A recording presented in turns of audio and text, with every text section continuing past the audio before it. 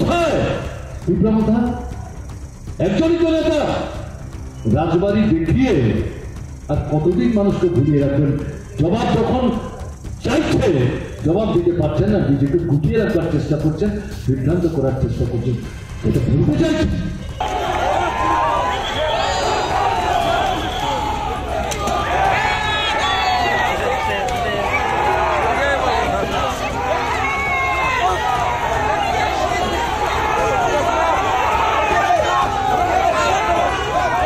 BJP habang begar sikla sikli rokni thinang tei langmano tihei thungui tongkha aboni yakakna bagui choba kari tei mungsabo lama korei bisichini ongui tongkha tabukbo kokrimani mungsabo supangyaku BJP habang chashlo kaidok samong thanei GMP Rajbhavan Abhiyanni samong butango omahaino kok thaka hasini kecha montrokra tei tabukni CPIM ni political bureau ni adong Manik Sarkar fashlo kecha montrokra tei CPIM ni political bureau Manik Sarkar botai bosaka 2023 Bishiwa Bidhansabha Chongbaribo BJP IPFT tei Tripramotha habang khalaimani edisino fangrang khlainani tei abai baksa ADC amchairogo tongko songlukorogi jungchal rokno yaka ginani bagai kokrimani fiaba okokrimani rokno supongjaja abai baksa tongko songlukorogi sungmogroni firokmungbo riwei manya Tripramothani Supremo Pradip Kishore Debarma hnei sejawi koknarkha bo 2018 Bishiwa CPIM no Mechenani bagai BJP habang cholo paltai hnei habang shlailaimani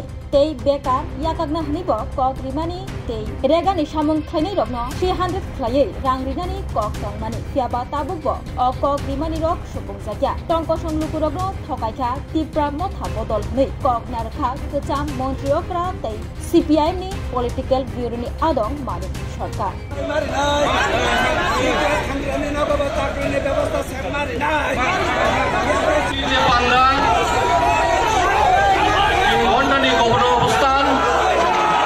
উপজাতি জনগণের মধ্যে গণতান্ত্রিক দৃষ্টিভঙ্গি নিয়ে কাজ করেন, তারা সম্মিলিত হয়ে মূলত এই বেকার সমস্যা এবং বিশেষ করে উপজাতি অংশের ছেলেরা মেয়েরা কিভাবে বঞ্চিত হচ্ছেন, প্রতারিত হচ্ছেন, আলোচনা শেষে তারা যে দাবি সেখানে উত্থাপন করেছেন এবং এই দাবিকে ভিত্তি করে সারা ভারতবর্ষে রাজ্যে রাজ্যে রাজ্যপালের সাথে সাক্ষাৎ করে এরকম অবস্থান ধর্মঘটের আয়োজন করার মধ্য দিয়ে স্মারকলিপি যাতে উপস্থিত করা হয়, তাই আমি কথাটি উল্লেখ করার চেষ্টা করলাম। 2018 সালে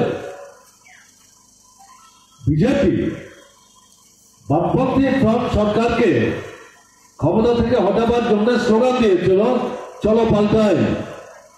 293টা প্রতিশ্রুতি রেখেছিল, তার থেকে বাছাই করে 7 দফা প্রতিশ্রুতি তাদের এই নির্বাচনী ইশতেহারের প্রথম পাতা হিসাবে, পৃষ্ঠা হিসাবে সংযুক্ত করে তার মধ্যে বিশেষভাবে তারা প্রতিশ্রুতি দিয়েছিলেন।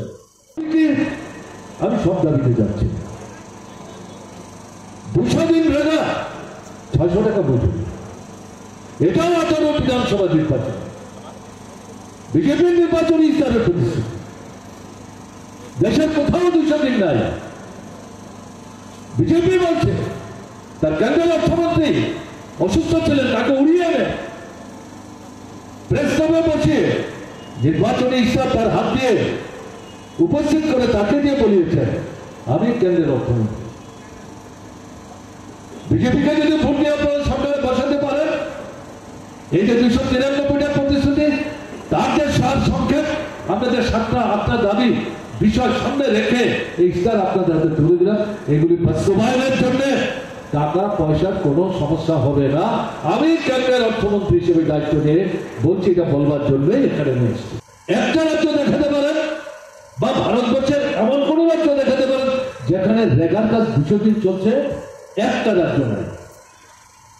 একটা রাজ্য দেখাতে পারেন যেখানে মজুরি 340 টাকা পায়, 300 টাকার উপরে 3টা-4টা রাজ্য পেত, তার মধ্যে কেরালা। বিজেপিকে রক্ষা করার জন্য আবার সেই পুরনো স্লোগান 15 লক্ষ উপজাতি ঐক্যবদ্ধ হতে হবে। তারা তো আপনাকে ভোট দিয়ে নির্বাচিত করেছেন, এডিসিও দিয়েছেন, 13 জন বিধায়কও দিয়েছেন, 19 ভাগ ভোটও দিয়েছেন, এই উপজাতিদের জন্য এমনকি এডিসির মধ্যে আপনারা কি করছেন? এডিসি তো রুবের রাজত্ব চলছে। মাসের শেষ প্রথম সপ্তাহে এডিসি কর্মচারী কবে বেতন পাবেন তার কোনো নিশ্চয়তা নাই।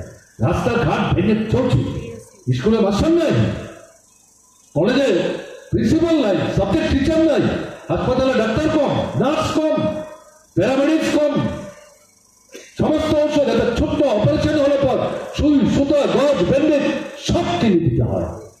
রেশনের দোকান ঠিক মতো দোকান খুলে না, এক সপ্তাহের রেশন 4 সপ্তাহ ঘুরে ঘুরে সংগ্রহ করতে, কোনো কথা বলবার সুযোগ নাই। কোথায় বিপ্লবতা? একজনই তো নেতা রাজবাড়ি দেখিয়ে আর কতদিন মানুষকে ভুলিয়ে রাখবেন?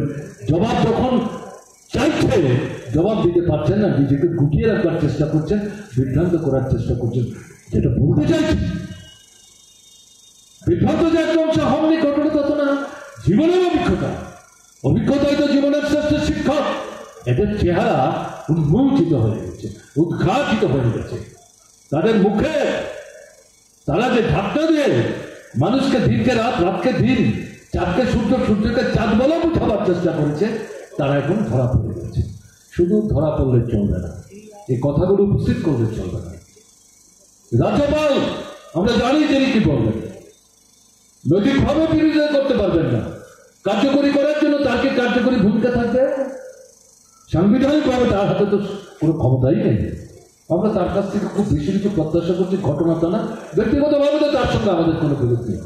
চেষ্টা করবে আঙুল কাকে রক্ত তিলক একে বাংলাদেশে গিয়ে অস্ত্র হাতে নিয়ে বলেছেন বামফ্রন্ট সরকার উচ্ছেদ না করা পর্যন্ত এই অস্ত্র মাটিতে ফেলব না। এই অস্ত্র নিয়ে কি করেছে? রক্তের ধুলি খেলেছে, এগুলো আপনারা জানেন। এদেরকে মোকাবেলা করে পরাস্ত করে কংগ্রেস যুব সমিতির সরকার আপনারাই আবার বামফ্রন্ট সরকার প্রতিষ্ঠিত করেছে। এক নাগারে 25 বছর বামফ্রন্ট সরকারকে কাজ করতে দিয়েছেন। বামফ্রন্ট সরকার এই দাবি করেনি সেদিনও, আজও করে না। ত্রিপুরার সমস্ত মানুষের সব সমস্যার সমাধান বামফ্রন্ট সরকার করে দিয়ে গেছে। এই ঘটনা তা না, একটা রাজ্যের সরকারের পক্ষে এই সমস্ত সমস্যার সমাধান করা সম্ভব না, যদি না কেন্দ্র সাহায্য করে। কেন্দ্র কংগ্রেসের নেতৃত্বের সরকার সেভাবে করেনি, বিজেপির তো প্রশ্নই আসে না।